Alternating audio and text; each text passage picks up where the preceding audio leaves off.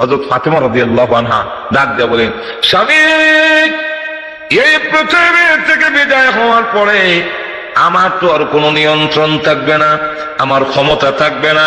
স্বামী, আমার ইন্তেকালের পরে যতগুলো ওসিয়ত করেছিলেন এর মধ্যে একটা হলো, আমি পৃথিবীর থেকে বিদায় হওয়ার পরে আমাকে কবরস্থ করবার সময় অন্ধকারের সময় করবেন, অন্ধকারে রাত্রির বেলায় করবেন, দিনের বেলায় দাফন করবেন না। কারণ লোকেরা আমার দেহটা কতটুকু লম্বা কতটুকু মোটা ছিল এটাও যেন কোনো সাহাবী অনুমান করতে না পারে।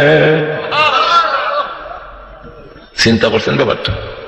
আর আমরা সোয়াবান্ত জায়গা বহরমপুর মার্কেটটা আছে, বহরমপুর জায়গা এখন ঠিক নেই। লক্ষ্য করে দেখুন, এই ফাতেমার অনুযায়ী যখন রাত্রের বেলা কবর খনন করা হলো, হযরত ফাতেমা রাদিয়াল্লাহু আনহার কবর খনন করেন। যিনারা কবর খনন করেছেন এর মধ্যে একজন হলো আবু যর গিফারী। আবু যর গিফারী রাদিয়াল্লাহু আনহু কবর খনন করে অপেক্ষা করতেছেন, বসে আছেন, লাশ আসবে। ধ্যানমগ্নতায় পড়ে গেলেন, কবরকে লক্ষ্য করে বলেন, কবর তোর ভিতরে যাকে রাখা হবে, শুনছি তুমি নাকি চাপ দাও, তুমি নাকি কষ্ট দাও। কবর, এখন তোমার ভিতরে যাকে রাখা হবে সে কি জানি? তিনি কিন্তু সাধারণ লোকের মা না, তারা হলো হাসান হুসাইনের মা, যারা হবে জান্নাতের সর্দার। ওই হাসান হুসাইনের মাকে কবরে রাখবো, সাবধান তুমি চাপ দিও না, কষ্ট দিও না। কোন জবাব আসে না, কোন উত্তর আসে না। আবার ডাক দেবে, কবর, যাকে এখন তোমার কবরে রাখবো সাধারণ লোকের স্ত্রী নয়, তিনি এমন লোকের স্ত্রী, স্বামী যদি দামি হয় দুনিয়াতে স্ত্রীর দামও বেড়ে যায়। যেরকম বাড়েনি, জামার সূত্র ধরে সরকার প্রধান হওয়া যায়।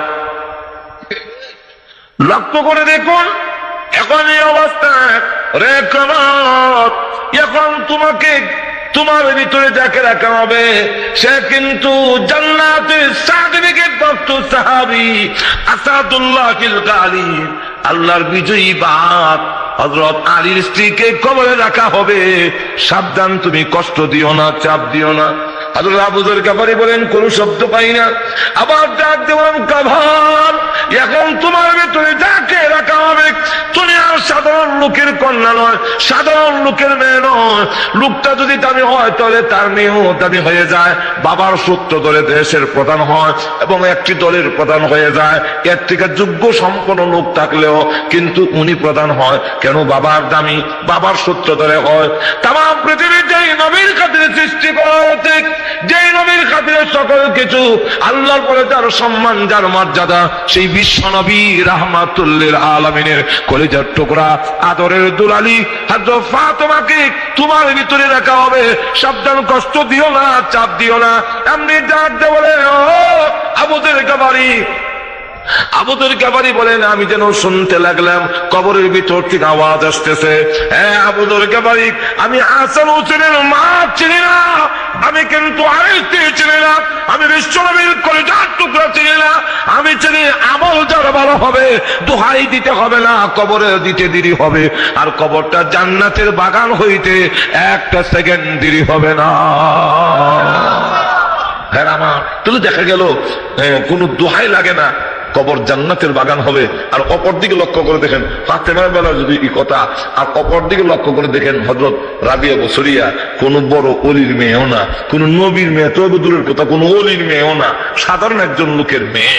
কিন্তু আল্লামা থানভী রাহমাতুল্লাহ আলাইহির কিতাবে লেখেন ফাতেমাকে হযরত রাবিয়া বসরিয়াকে কবরে রাখার পরে একজন বান্ধবীর স্বপ্নে দেখলেন, জিজ্ঞাসা করেন, রাবিয়া কবরে যে আছো, কবরের মুনকার নাকিরের সোয়ালের জবাব দিতা শুনি। উনি ডাক দেখো, সোয়াল তো করছিল, দুইজন ফেরেশতা ছিল, এই যে গেল আমার রব্বুকে। আমি জিজ্ঞাসা করলাম, তোমরা কেডা? তোমরা কি? আমরা আমার রবকে, এই কথাটা তুমি রবের কাছে কমু, তুমি কে আমার জিজ্ঞাসা? আমরা আপনার রবের কাছ থেকে আসছি, আপনার রবের কাছ থেকে আসছি। রবের কাছ থেকে আসতে হয়েছে, ঠিক আছে, রবের কাছ থেকে যদি এসে থাকো তাহলে তো তোমাদেরকে সম্মান করতে হয়, তোমাদের জবাব দিতে হয়। তো আমি একটা জিনিস আগে বুঝতে চাই, জানতে চাই, বলে দেখি তোমরা যেখান থেকে আমার কাছে আসছো দূরত্ব কতটুকু হবে? 500 বছরের রাস্তা। আচ্ছা, আমি যে দুনিয়ার থেকে কবর আইছি 1000 বছর রাস্তা, 3.5 হাত মাটির নিচে আইছি। তো 500 বছরের দূরের রাস্তা আইসেও দেখা যায় তোমরা আল্লাহ বলছো না, আর আমি দেখা যায় 3.5 হাত মাটির নিচে এসে কই আল্লাহকে এত তাড়াতাড়ি ভুলে গেলাম, যে আল্লাহর জন্য স্বামী গ্রহণ করিনি, যে আল্লাহর জন্য রাত্রে ঘুমাইতে পারিনি, সে আল্লাহকে এত তাড়াতাড়ি ভুলে গেলাম। তোমরা বলছো না, আমি বললাম কেমনে? এই কেমনের সমাধানটা আগে হোক, এরপরে জবাব দেব না। ফেরেশতারা কয় আল্লাহ এক বান্দি আইছে, উল্টা আমরা প্রশ্ন করে। আল্লাহ ডাক দিয়ে বলেন, বিনা প্রশ্নে কবর বেহেশতের বাগান বানিয়ে দেয়া, তাড়াতাড়ি আইছে। সুবহানাল্লাহ, কথাটা বুঝছেন? এখন দেখা গেল তাহলে আমি যদি দুনিয়ার থেকে সামান নিয়ে যেতে পারি, কবর আমার জন্য বেহেশতের বাগান হবে। কোন পীর আউলিয়ার অমুক কিছু ইমুক লাগি তুমুক লাগি, এটা কোন কামে লাগবে না। আল্লাহ বলেন কিয়ামতের মাঠে আত্মীয়তার সম্পর্ক কোন কাজে, একটু জোরে কোন না, কাজে আসবে না। আল্লাহ নিজে বলছেন, ফালা আনসাবা বাইনাহুম يومئذ ولا يتساءلون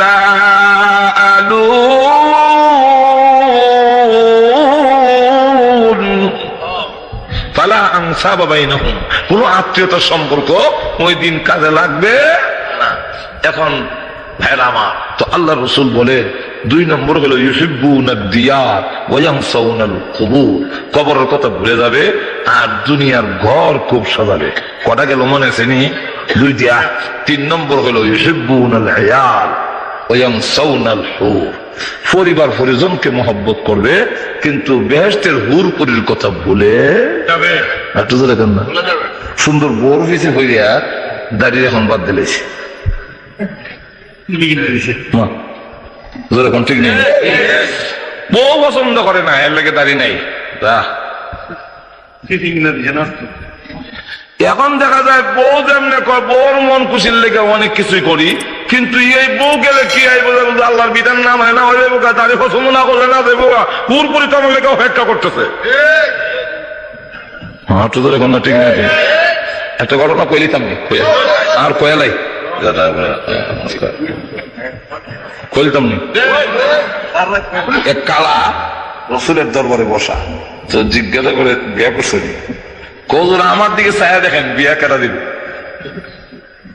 বিয়া করণ দেওয়ানোর জন্য যে 2টা জিনিস দেখা হয়, একটা হলো ছেলের দেখতে সুন্দর নেই, 2 নম্বর হলো ছেলেটা আমার মেয়েদের নিয়ে রাখবো, ধন সম্পদ আসেনি, ছেলে আর তার মাল সামান এগুলি এখন বেশি দেখে। এখন না বংশ মংশ হনত দেখে না, অন্ধে উফরি রুজি আসেনি আর পয়সা।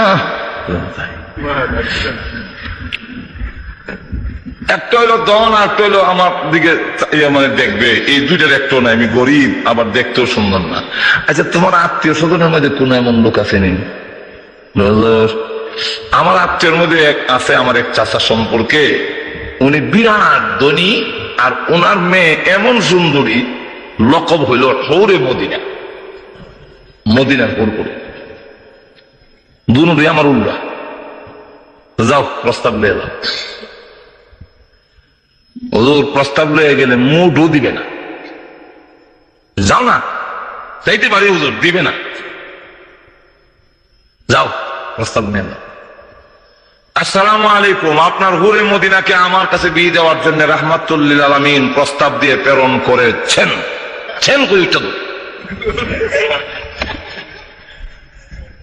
কারণ জানে সেনের হরে যে কিতা করবে। এখন ডাক দেয়া কর,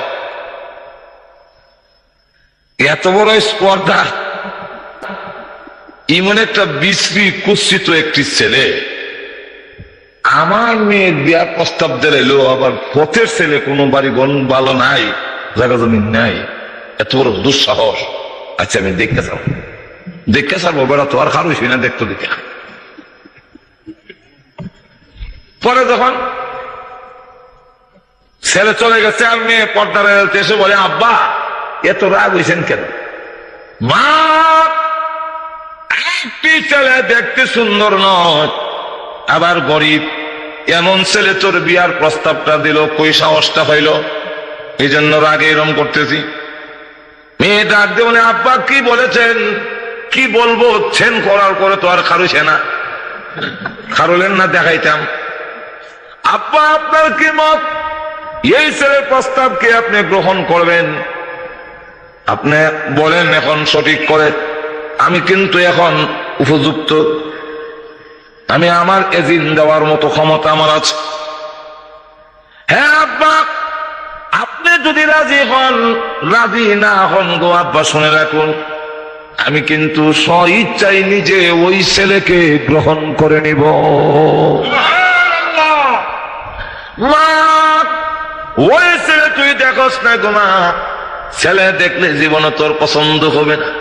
মাগু, ও মা, এই ছেলের বাড়ি ঘর ভালো নাই, তোরে নিয়ে আরামে রাখতে পারবে না। মেয়েটা একজনে, আব্বা